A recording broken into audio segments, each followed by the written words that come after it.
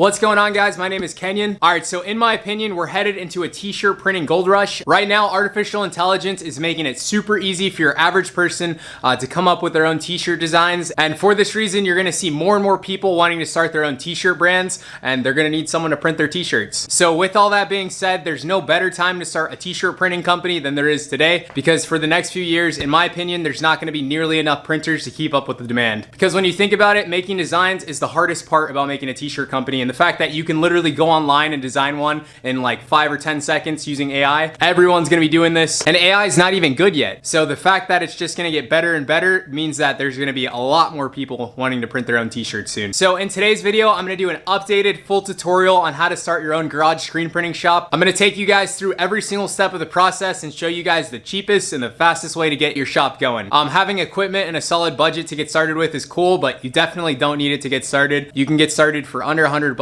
And before we get started, I just want to say there are a ton of different ways to print t-shirts. You got direct to film transfers, you got DTG, you have embroidery, all that stuff. But in my opinion, screen printing will always be the king. The ink for screen printing goes really deep into the fabric, and the prints themselves usually last a lot longer than film transfers or DTG. And brands are going to want their shirts to be the highest quality possible, especially when they're starting to scale. You can't go wrong with screen printing. A lot of them will probably start their brands with DTF transfers or DTG or something like that. But when it comes to orders over like 40 or 50, they're definitely going to get it screen printed. All right, guys, so there's a couple things I want to go over before we jump into the whole screen printing process. First off, from what I've learned, there are two solid business mottos to this, to having a garage screen printing shop. The first one is making your own t-shirt brand, which is kind of hard, not gonna lie. It could be a lot of work, and you definitely need the vision on where your t-shirt brand's gonna go. So go for it if you're thinking about it. But the other method that has a way higher success rate is just printing t-shirts for businesses, teams, t-shirt brands, and like nonprofit organizations who need them.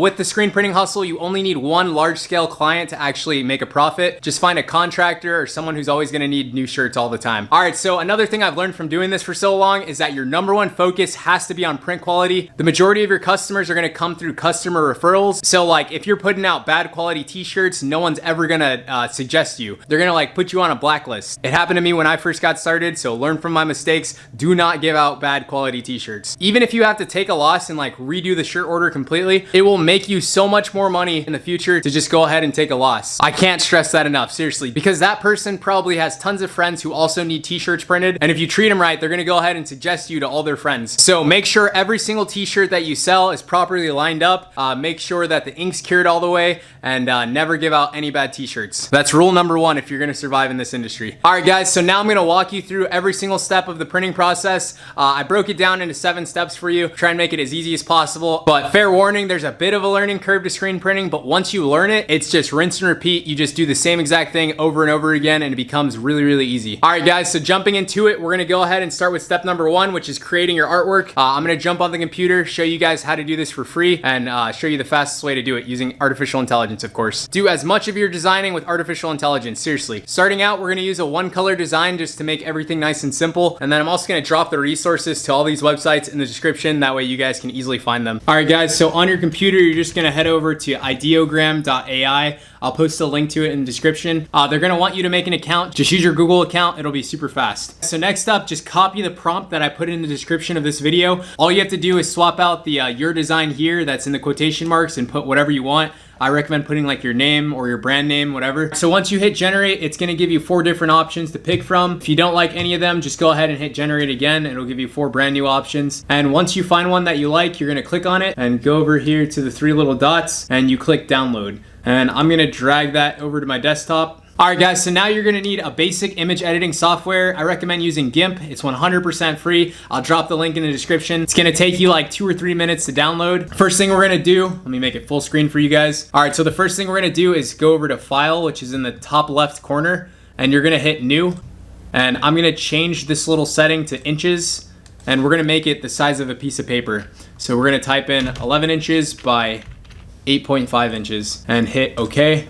Next thing we're gonna do is drag our design onto the template here. You can see it's super small. We're gonna go ahead and fix that. But first we're gonna change the colors. So we're gonna go to the colors menu and we're gonna go down to invert. Now you can see all the letters are in black, and that's what the design's gonna look like on the t-shirt. All right, guys, so the next thing we need to do is make our design as big as possible. To do that, we're gonna go ahead and go to the layer menu, which is right next to colors. Click on that, go down to scale layer right here, And I've learned that the magic number for this is 11.7. So I'm gonna type that in and hit scale down here.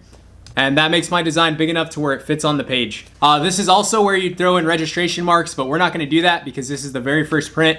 Not gonna worry about that. Gonna keep it as simple as possible. All right, guys, so we want the ink to be as dark as possible. So we're gonna go ahead and add one extra step. We're gonna go over to colors. We're gonna hit brightness versus contrast, and we're gonna bring up the contrast as high as it can go.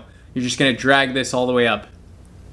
There we go. Now the design's completely black. We're not gonna have any issues when it comes to burning the screen. All right, so now the artwork's ready to go. We're just gonna go ahead and save it. Go to File, go to Export As, and you can name it if you want. I'm gonna save it to my desktop and then hit export. I also like to uncheck the save background color and export. All right, guys, so now that your artwork's done, you're either gonna go ahead and print it yourself on transparency paper or you're gonna take it to Staples. Staples charges like $2 to do it, so I would just take it to them. But if you're gonna go ahead and print it yourself, you do need to know there are two different types of transparency paper, one for inkjet printers and one for laserjet printers. So make sure you buy the right paper before you buy it. All right, guys, so here's what your design's gonna look like when it's printed on transparency paper. Let me try and get this straight for you. Now let's go ahead and move on to your next step, which is prepping your screens. All right, guys, so when it comes to this step, you actually have three different options. You pick the best one for you. The first option is that you can buy blank screens on Amazon. I'll post a link to that in the description. They cost about 20 to 25 bucks per screen. The second option is you can make the screens yourself. You'll save a lot of money. You can make them for like 5 to 6 bucks. Go check out my full tutorial on how to make your own screens in your garage. And then your third option is to just go ahead and buy a pre-burned screen. That way you don't have to buy any of the chemicals. You don't have to do any of the work of exposing the image. And I actually sell pre-burned screens on my website, so go check that out. I'll post a link in the description. It's gonna come with your screen, enough ink to print about 20 t-shirts, a little plastic squeegee, and also some parchment paper so you can cure the ink using an iron. Oh yeah, and gloves. All right, guys, so before we get into prepping screens, I'm gonna talk to you guys about printing equipment because if you're first getting started, I recommend you don't get any printing equipment. You won't need it in order to print your very first t-shirt. You will need it if you're gonna like scale and take on really big orders. But I recommend trying it out first to see if it's even something that you like doing before you just go all in and drop hundreds of dollars on equipment. You can print your first few t-shirts on top of a table using just your screen. So if you're trying to stay as cheap as possible, that's gonna be the best way to do it. All right, guys, so your next option, if you're kind of invested in this, you wanna drop a couple $100 just to get things going, you wanna pick up one of these Amazon screen printing presses right here. They make for really good starter printing presses. That one's gonna cost you about 150 bucks. And I also recommend you pick up a heat gun. They're like 20 bucks and it's gonna help you cure your ink properly. All right, guys, and really quickly, if you know you're just gonna go all into screen printing, go ahead and pick up an industrial size printing press. These cost about 1,700 bucks. A major thing that's gonna maximize your profits is having more than 4 print stations. So you can see we got 6 pallets on this one. That's gonna let you screen 6 shirts at a time. And you also wanna have 6 stations up here. And on top of the printing press, you're gonna need something to cure all of your t-shirts. So I recommend picking up one of these flash dryers. This one's 18 by 18. They also sell 16 by 16, but honestly, you don't want to have any issues when it comes to curing ink, so spend the extra 20 to 30 bucks and get an 18 by 18 flash dryer. And I'll post links to all that stuff in the description below. And if you really have just tons of money to drop into this, buy a conveyor dryer. But that's going to cost you usually more than the press itself. All right, guys, now I'm going to show you how to prep your screens. That way we can get this design burned. All right, guys, so we have our blank homemade screen right here. If it's your first time doing this, you're going to want to start with like 2 or 3 screens. It's going to make your life super easy. We have our photo emulsion here. Just so you guys know, there are 2 main types of photo emulsion. You have the ones that are ready to go, and then the ones you have to add the little powder that it comes with called diazo. Either one works fine. If you're just getting started, I recommend you start with a pint size or even the quart size. It's usually like 20 to 30 bucks for a quart. I'll post links in the description. And to get your emulsion on the screen, you're supposed to get a screen scooper. I honestly just use one of these concrete scoops from Home Depot. They're like 8 bucks. And I also use one of these little scrapers to clean up everything at the end. All right, guys, so there's 2 important things you want to do before you coat your screen. The first one is you want to clear off your screen of any dust or anything that could potentially mess up the thin coat of emulsion. Just take a dry rag and wipe it across, up and down, get all that off. Do the back side as well. Make sure you do that because one little speck of dust can mess up your entire design. And the next thing relates to the emulsion. This stuff is sensitive to all light. So if you have lights on that are right above you like we do right now, you're gonna wanna turn all of them off. You don't wanna have any direct light touching your photo emulsion. It'll pre-expose your screen and we're not gonna be able to use it for your design. So if you're doing this in your room, go ahead and turn your light off and like open your door. That way you have some light bleeding in. A little bit of light's not gonna hurt, but just make sure you're careful. I'm gonna go ahead and keep the lights on. It'll probably wreck the screen, but it's better that you guys see how to do it the right way. All right, guys, so I'm gonna go ahead and bust open the emulsion. We're gonna pour some into our scoop here. That should be enough. All right, guys, so when you're coating your screen with emulsion, it's super important that you get a really even coat. That way it burns correctly. So this step is super easy, but you wanna do it with confidence on your first time. You wanna make sure that you move the scoop up in one even motion because if you stutter like this, it's gonna leave a lot of marks on your screen and you wanna avoid that. Let me change the camera angle. All right, so all you're gonna do is take your scoop, we're gonna place it at the very bottom of the screen and we're gonna lean it all the way forward. And you're gonna watch to make sure that the emulsion's actually touching the screen. And now all you're gonna do is push it firmly against the screen and then go up like this in one even motion. And from that, we're just gonna flip it over and do the exact same thing on the back side. Nice and even pressure. And that's it. All right, so next up is the drying phase of our screen. I have a custom built drying rack that I made out of wood and cardboard. If you're doing this in your bedroom, go ahead and throw it under your bed or get like a $2 cardboard box from Home Depot that your screen fits in. You're gonna punch some holes in the bottom and then throw your screen in there. And then also cover it with a blanket. That way no light gets in through the holes. Mine's going in this container right here. Throw that right here. All right, so you guys have two options from here. You can either let your screen dry normally, which is gonna take about 3 to 4 hours, or you can speed up the entire process by getting a blow dryer and blow drying it. And let me show you guys my little screen rack right here. Literally just using cardboard box to keep out the light. And then when we open it up, everything's made out of wood and I just use nails to hold the screens. All right, guys, so after you throw your screen into a dark place to dry, you're just gonna scoop all the excess emulsion back into the emulsion bucket and wash this out with water. This is where that little scooper comes in handy.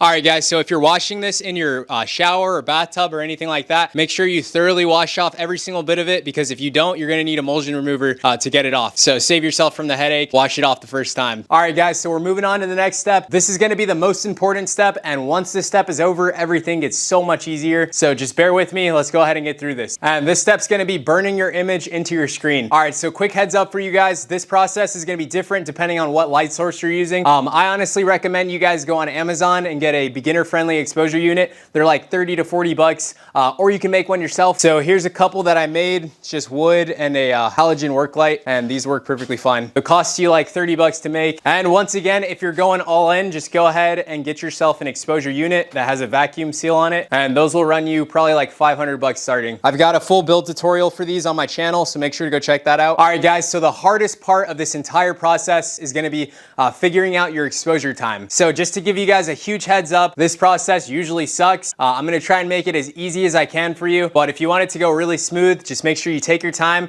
and also have a few screens ready to go. That way if you mess up, you can just swap them in. All right, guys, so this is gonna seem a little bit bizarre, but bear with me, it's gonna get the job done. To find your exposure time, you're gonna wanna have 14 pennies or 14 coins. It could be literally anything. Just make sure that they're solid objects so light can't get through. And you're also gonna need a marker. You can use a pen too, totally up to you. And you're gonna need a piece of cardboard that's about the same size as your screen. You're also gonna want your phone stopwatch for this. All right, so pull out your screen, place it on the exposure unit. Make sure that you're doing this in a dark area that you don't have direct light right on your screen. All right, so take your pennies and line them up in a row going straight down.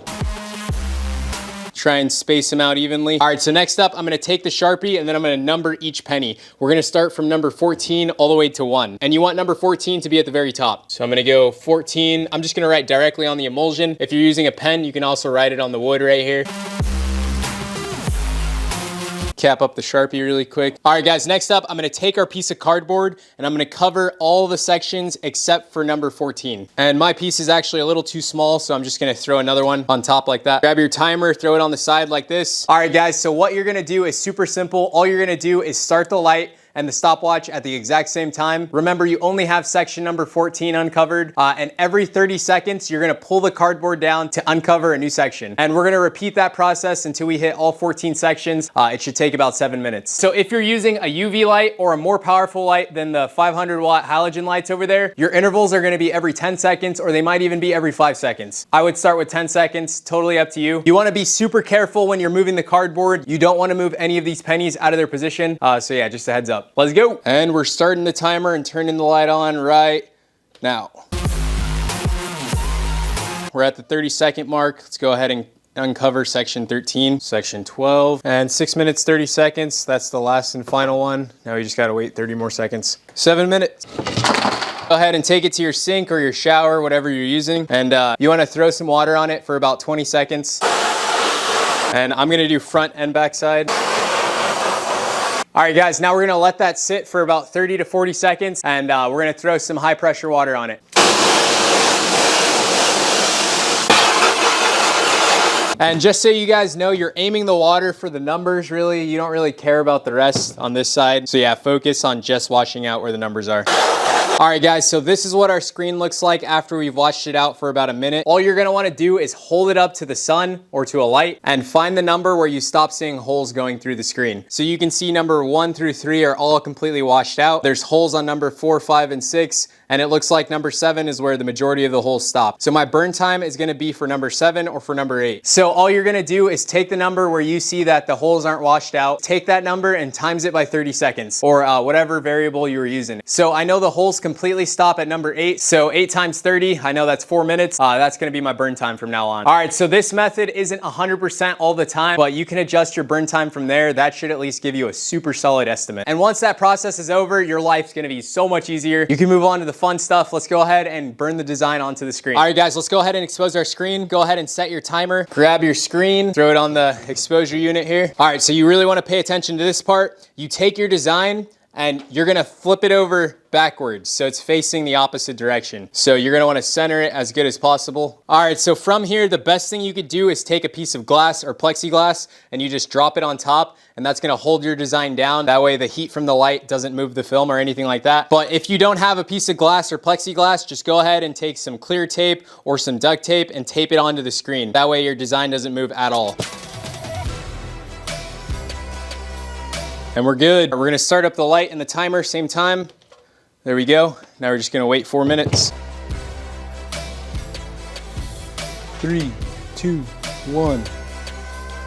Turn off the light. So now we're gonna take this over to the sink. First we gotta take the design off. All right, so same thing we did to the last one. Go ahead and spray it for about 15 seconds. We're gonna flip it over, do the back side. And you guys can instantly see the design show up very faintly, but that's a good sign. If you don't see that, something went wrong. Then you're gonna wait like 30 to 40 seconds. Then you're gonna change the pressure setting to high pressure and spray it until your design's fully washed out.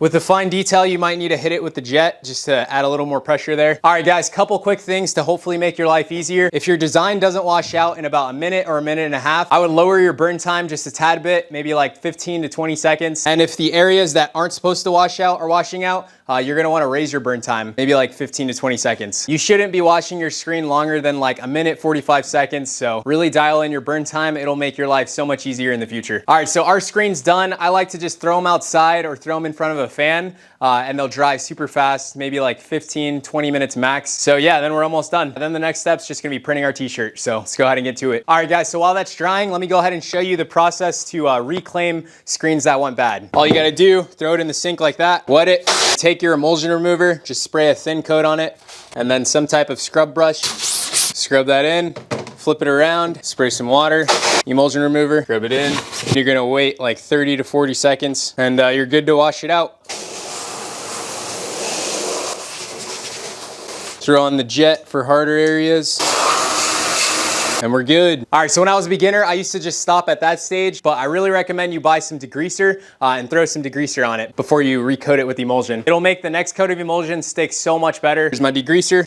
I'm gonna scrub it in a little bit. Now you just let it dry off and then you can go ahead and recoat it with emulsion. All right, guys, so next thing I wanna run you through is your different types of inks. So there's two main types of inks. You got plastisol ink and you got water-based ink. Let me go ahead and tell you guys the differences and you could decide which one you want. All right, so water-based inks usually look like this. They usually come in the beginner-friendly screen printing kits. They're super easy to clean up with water if you get them on your clothes or if you get them on, I don't know, just any surface in general, but they don't show up as bright when they're on a t-shirt. When you print them on a shirt, they sink into the fabric and you're not gonna be able to fill the ink when you brush your hand over it. And that's usually the main reason why people use water-based inks, because they have a super soft feel. You can also iron directly on top of water-based inks. You can't do that with plastisol inks. But the most important thing you need to know when you're printing with water-based ink, the ink will dry inside of your screen and it'll clog your screen and ruin it. So to avoid that, you wanna keep your screen flooded just like this. I'll show you guys a picture. All right, so moving on to plastisol ink, that's my preferred choice. It's much thicker. It sits on top of the garment along with going inside the fibers. That way it's super bright when it comes out. One thing to note is that it does not come off with water.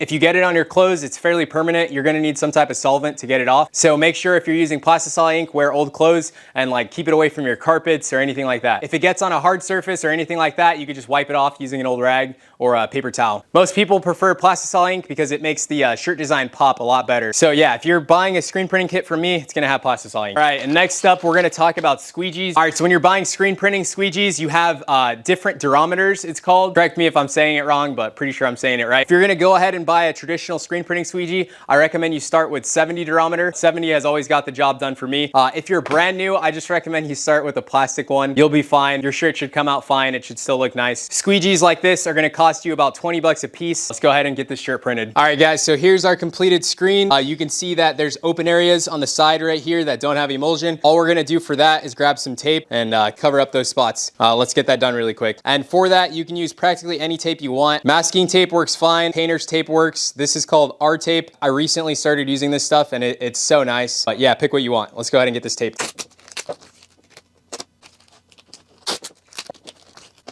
And just so you guys know, my print kits come pre-taped already. All right, guys, so next up, I'm gonna show you how to print your shirts using just a table, and then I'm gonna show you how to print it using a printing press. All right, so if you're using just a table, just lay your shirt out flat, and then you wanna flatten it with your hand. You just want it to be as flat as possible. For this method, you obviously don't need a super large screen like the one we have. Anyway, you're gonna line it up as best as you can. All right, guys, now I'm gonna go ahead and bust open the ink, lay a line of it down here. Don't need that much. That should be good enough. And for this one, we're gonna use the small squeegee. For the next one, I'll use a regular squeegee. All right, so first off, you wanna make sure that you don't move the screen at all, because if you move the screen, it might move the shirt and the design will get messed up. It won't print properly. So be very careful of that. First thing we're gonna do is flood the design with ink. So just go over your design really softly, and you wanna cover the entire design, or as much of it as possible. Next thing we're gonna do is press really hard so the ink goes super deep into the fabric. Go over, I'd say once or twice, and then you wanna do one more pass that's not as hard. So you're gonna leave a little bit of ink on the surface, and you wanna try and get rid of all lines. Now you're just gonna go ahead and slowly pick up the screen. The shirt's gonna stick a little bit to it, so take your time, go really slow. Zoom out for you guys. Boom, that's how it came out. That came out really clean. You can see it's super glossy because it's plastisol ink. If it was water-based, it would not look this good. All right, so for you guys at home, the best way to cure your ink is to buy a $20 heat gun from Harbor Freight or Home Depot, wherever you're going, or Amazon. If you don't have one of these, go ahead and pull out your iron. The trick is you wanna let your iron heat up for like 5 minutes before you do this, because you need it to be as hot as possible. Your ink has to hit about 320 degrees for it to melt into the shirt and become permanent. Anything less than that, it's gonna eventually wash off. So you can do it with an iron, I'm telling you. All right, guys, so we have our thermometer. The iron's been heating up for at least 5 minutes. So right now we're clocking 163. And then at the way bottom, we got about 300. So definitely hot enough to cure your ink. You just have to make sure that it sits on the ink for a solid amount of time. All right, so to cure your ink using an iron, you need a piece of parchment paper. I include parchment paper in the screen printing kits that I sell, but all we're gonna do is lay it on top, and I'm just gonna throw it on top like that. Once it's sitting on the design, don't move it at all because you're gonna smudge all the ink underneath. So even if you miss a side, just go ahead and iron it before you move it. So I'm just gonna throw the iron straight on like this.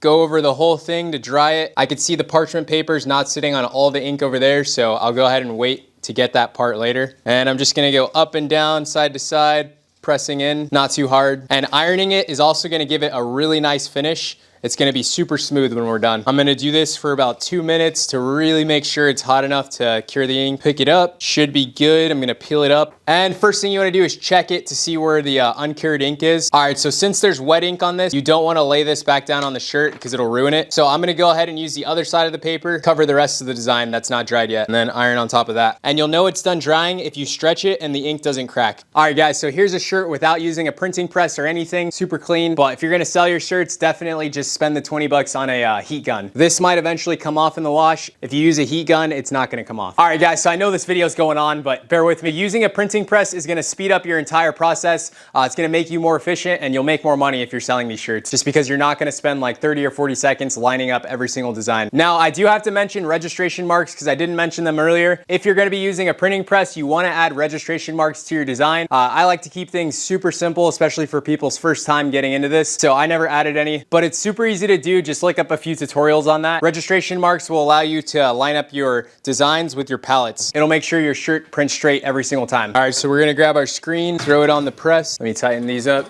I can see that it's obviously too far to the right. Scoot it over a bit, and we're good.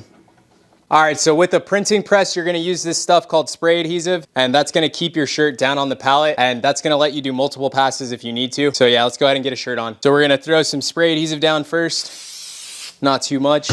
We're gonna print the back of this shirt, pull it all the way back, get it nice and lined up, and check it before I pat it down. And now we should be good. Throw on our squeegee, go ahead and do a flood pass, get some ink through, then a hard pass, and then I like to do another semi-soft pass, and we're done. Give you guys a little close up here. And we got the same thing. Pull it up from the pallet a little bit, grab your heat gun, and just go over the design. Keep it moving though, because you don't want it to burn the shirt. And you're gonna start to see a little bit of smoke, and that means the plastisol ink is cured. Only takes like 30 seconds. All right guys, so if you run into any issues, you can find the answer to pretty much any question on screen printing on Google. You can also drop it down into the comments, and if I don't get to it, I'm sure someone else will. If you're getting into this, one of the first things I recommend you do is get a reseller's permit. That's gonna let you buy t-shirts wholesale from all the really good wholesale websites like SNS Activewear, TSC Apparel. There's a whole bunch of them. Your average t-shirt is gonna cost like $2.40 for a decent quality blank. But yeah, getting a reseller's permit is gonna be a game changer for you. Only takes like 15 minutes to fill out the application. I don't even believe you need a business license. Pretty sure you can just use your name and home address. If you're starting, or if you have a screen printing shop, make sure to go follow my Instagram. I'm trying to put together a huge contact list of screen printing shops. And yeah, I hope this video helped you guys out. I'll leave all the links I possibly can in the description. I'm also working on a screen printing platform where we can all just kind of like band together and brainstorm ways to maximize profits for all of us. It's basically like an entrepreneurship platform. That's way further down the line. That's it for this video, guys. Hope this helped you. Subscribe if you're new. My name's Kenyon. We're building a print shop. Hopefully we'll get into a warehouse soon, and I'll catch you guys on the next vid. Peace.